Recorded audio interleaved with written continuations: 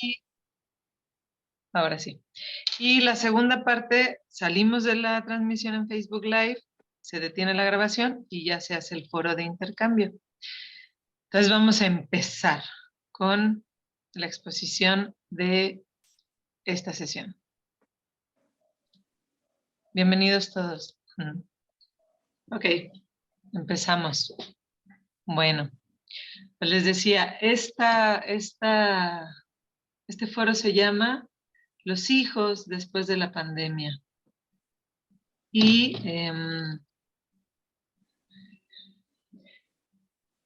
ok, empezamos.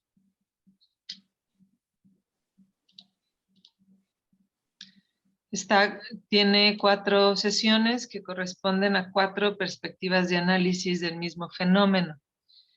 La primera sesión es la de hoy, que son las de nuevas formas de crianza. La sesión del siguiente lunes se llama Explosión de sintomatologías. Desde mi perspectiva, lo que platicaremos hoy sobre las nuevas formas de crianza está muy vinculado a esta explosión de sintomatologías que está inundando ahorita las salas de especialistas y llenando de diagnósticos de todo tipo a nuestros hijos, ¿no? Me parece que hay una correlación entre un tema y otro y por ello planteamos hoy las formas de crianza y la siguiente sesión hablamos de sintomatologías. En la tercera, el tema es la falta y la frustración como estructurantes del deseo. Ok, estamos hablando que las nuevas formas de crianza están teniendo este tipo de repercusiones o están vinculadas a estas repercusiones. Es interesante entonces desde la teoría tratar de visualizar, pues, ¿por qué? ¿Por qué se relacionan así, no? Esa es la tercera sesión. La cuarta sesión y última serían ya con este panorama planteado, entonces ver los efectos de la pandemia y las acciones que se pueden proponer para un nuevo camino. Entonces, bueno, vamos a analizar esta primera sesión. Ahí está. Ok. Nuevas formas de crianza. Los papás por lo menos de una década para acá, quizá un poco antes, quizá de hace 15 años para acá, por ahí, tienen unas particularidades que se han venido acentuando en los últimos años, específicamente en los últimos 5 años. Pero es algo que ya venía observándose, es un fenómeno, por supuesto, que cada generación va a hacer las cosas de manera diferente, pero también acuérdense que la vida en sociedad, si la miramos desde una perspectiva macro, desde una perspectiva histórica, desde una perspectiva grande, está siempre cobijadas las épocas por paradigmas. Paradigmas que definen y que se definen en una construcción interrelacionada las formas culturales. Y estas formas culturales, por supuesto, repercuten y además se nutren de la educación no nada más en las escuelas, sino en las familias. Y por supuesto que conforme estos paradigmas van perdiendo vigencia y se comienzan a gestar nuevos, pues las generaciones que están acompañando este movimiento paradigmático también van teniendo particularidades, pero son particularidades muy interesantes porque no terminan de encajar en el anterior paradigma, pero tampoco hay uno nuevo construido donde puedan acomodarse. Y creo que desde hace algunos, les repito, 15 años, por lo menos con claridad lo tengo presente, está habiendo un movimiento interesante en las formas de crianza, desde esta macro perspectiva. Una de las primeras características tiene que ver con la edad de los padres. Las generaciones anteriores que nos anteceden, pero varias generaciones atrás, los hijos se tenían muy jóvenes. Una persona de 25 años era ya todo un señor o señora de la sociedad, ¿no? Hoy día, y desde hace, les digo, ya algunos años, las personas se plantean mucho la edad a la que van a tener hijos. Hay una preferencia por establecer en su vida o en nuestras vidas ciertas prioridades que tienen que ver con un proyecto personal o con unas ganas de no tener un proyecto personal. X. El punto es que no se están teniendo hijos muy jóvenes, sino se está postergando cada vez más la edad a la que se tienen los hijos. Y esto es relevante en la crianza. No es lo mismo hacer lo que sea a los 20 años que hacerlo a los 30 o ya cerca de los 40, ¿no?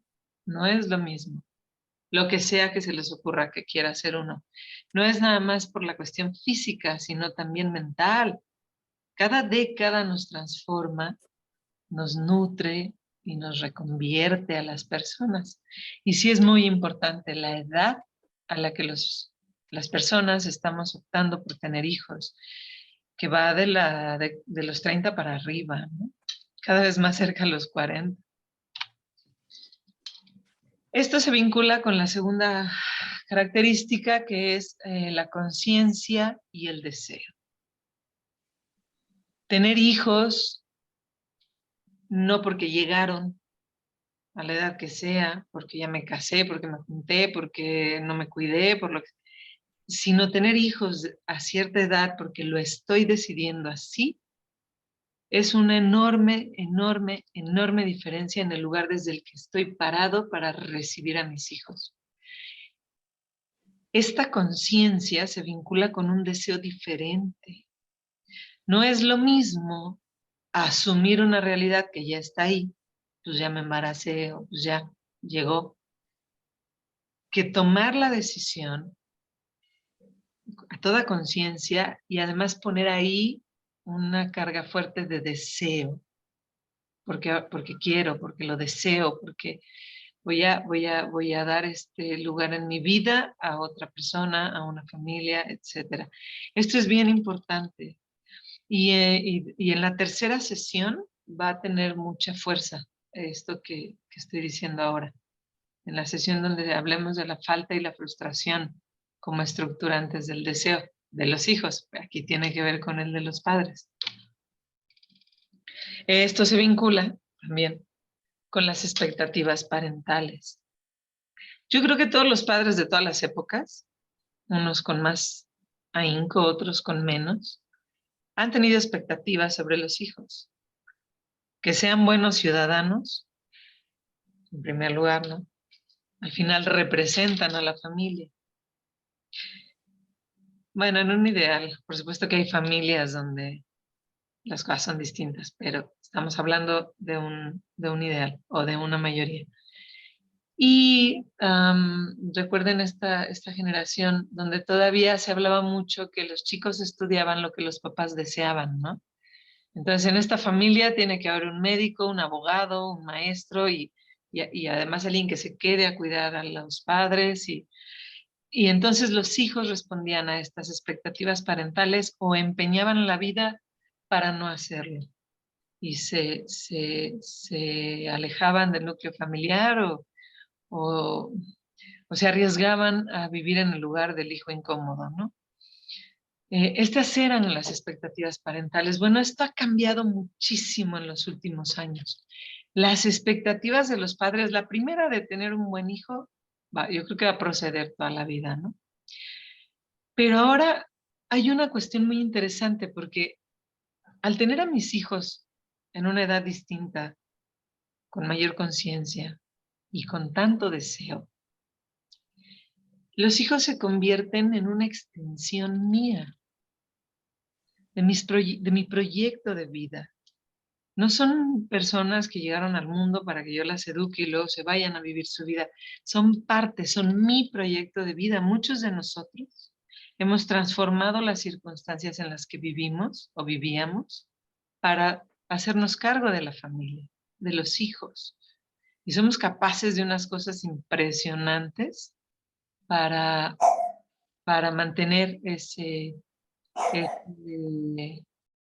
proyecto nuestro andando. Entonces, las expectativas que ponemos en nuestros hijos no tienen nada más que ver con que sean personas de éxito, que cumplan con ciertos roles sociales, que representen, digamos, el honor de la familia, sino que me satisfagan a un nivel personal.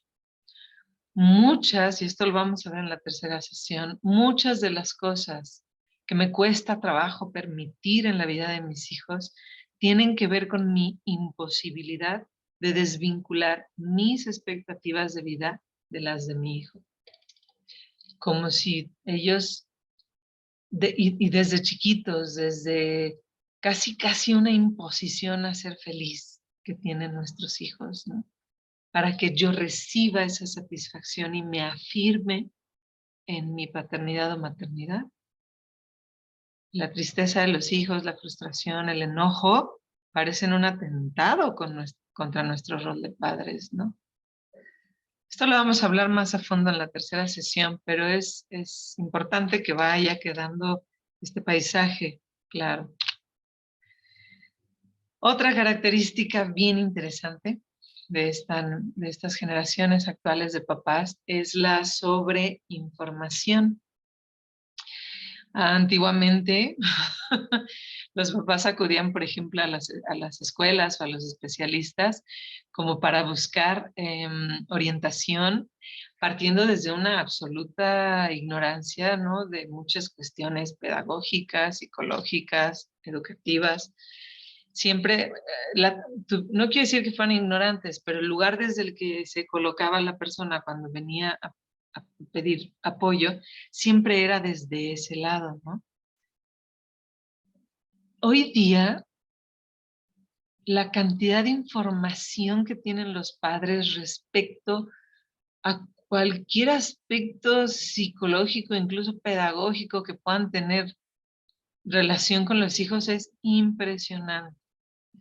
Han leído muchísimo, han googleado muchísimo, han participado en foros, en eventos, en conversatorios, muchísimo, y están muy informados. Esto se va a relacionar especialmente con la siguiente sesión de las sintomatologías. Y esta sobreinformación al principio es muy buena. Siempre que uno busca luz, es muy lindo encontrar una velita y empezar un foco y empezar a alumbrar. El problema es cuando prendes tantos focos que ya no puedes ver nada, ¿no? Yo me acuerdo cuando mis hijos eran chiquitos y les veía algo raro o veía un síntoma o yo consideraba que era un síntoma y me ponía a buscar en internet o a preguntarle a la familia o a los amigos y al principio sentía que alguien me había dado la pista, pero después de un rato me empezaba a volver loca porque no empezabas a dudar, ¿será esto, será aquello? El pediatra me decía que no investigara las cosas, que eligiera una fuente de información y ahí me apegara, ¿no? O que le dejara a él ese papel. Entonces, la sobreinformación, por un lado, es importante, no la sobre la información, ¿no? Pues para acompañar el proceso de los hijos. La sobreinformación va a derivar en un montón de cosas que quizá no sean tan positivas. Incluso por eso dicen, hay un dicho que dice, por ejemplo, hijo de maestra, porque uno que está metido en la educación, en los procesos de aula, genera sobre los hijos unas expectativas y unos condicionamientos durísimos. O el típico de que el hijo de psicólogo, pues ya sabrás, es que sus papás o su mamá o su papá es psicólogo, ¿no? También cargan un efecto de esta información que los padres tienen. Entonces ahora todo el mundo está sobreinformado y eso también repercute y lo vamos a ir viendo. Y esta última que me parece que va a permear todas las demás sesiones y que es muy importante. Esta última no tiene tanto tiempo de estarse observando, sí venía como una tendencia, últimamente es la tendencia en las formas de crianza. Se relaciona con la disciplina positiva y este tipo de propuestas actuales. Yo le puse autoridad como ejercicio de la responsabilidad del adulto en la relación parental. Está generándose, y mucho se observa últimamente, una forma diferente de ejercer la autoridad de los padres en casa. Está muy padre que uno no sea impositivo. Yo creo que aunque uno quisiera, somos una generación desde hace tiempo que no compatibilizamos con ciertas formas de educar, aunque a nosotros nos hayan educado impositivamente o no. Hay algo adentro que ya no se mueve ahí. Corresponde a lo que les hablaba de los movimientos paradigmáticos. Ya no hace uno clic con las imposiciones sin mayor argumentación, pero nos estamos yendo al otro extremo. Desde que los niños pueden hablar, en muchos casos ya valieron. O sea, desde que el hijo puede decir sí o no, los papás delegan y empiezan.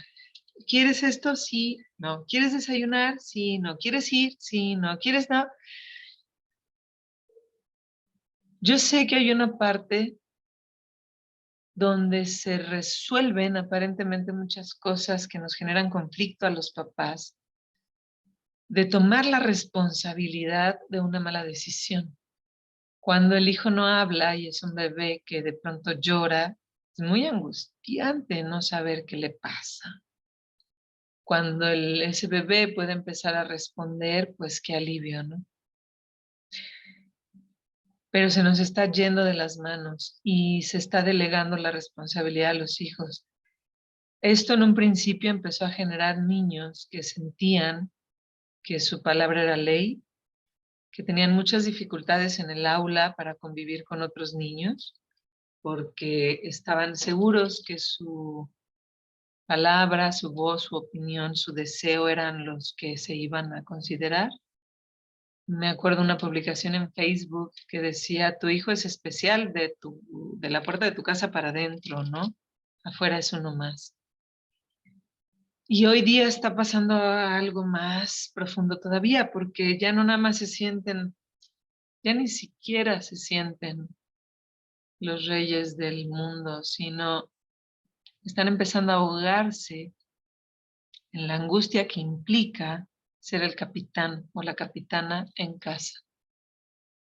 Los padres, en un amoroso intento de brindarles autonomía, de constituirlos con una autoestima íntegra, fuerte, y de no causarles daños y traumas, están delegando durísimo en los hijos la toma de decisiones en casa. Tienen 5 o 6 años y quieren reflexionar con ellos sobre una mala acción, mala entre comillas, los juicios morales a veces no aplican en este tipo de cosas, y lejos de simplemente detener lo que está sucediendo, ¿no? Asumir la responsabilidad de las decisiones que se toman es relevante y eso es la autoridad. ¿Y qué le dice a un hijo? Que tú seas quien toma las decisiones, pase lo que pase. Le dice que hay alguien a cargo, que el mundo es un lugar seguro porque el barco trae capitán. Cuando el barco no trae capitán y se les dice, tú navégalo, a un chico que en su vida ha visto el mar, les genera mucha angustia. Y yo tengo incluso aunque esto vamos a hablar la próxima sesión, mucho la hipótesis de que esto es lo que en realidad está detonando el TDAH, por ejemplo, el trastorno por déficit de atención e hiperactividad. Chicos llenos de angustia y ansiedad porque les falta capitán, ¿no? Les falta frustrarse un poquito. Esa es la tercera sesión. Voy a dejar de compartir en este momento la pantalla. Ok. Y bueno, nos vamos a despedir de quienes están acompañando la sesión de Facebook. Está en la página de Tesauro, está el enlace para quien quiera unirse al Zoom. Y la transmisión en este momento se va a terminar. Muchas gracias a quienes nos hayan escuchado desde Facebook y nos quedamos con quienes están acá en la sala de Zoom. Hasta luego.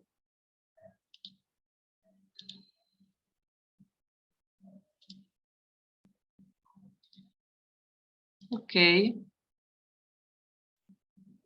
Pues ya estamos nada más nosotros.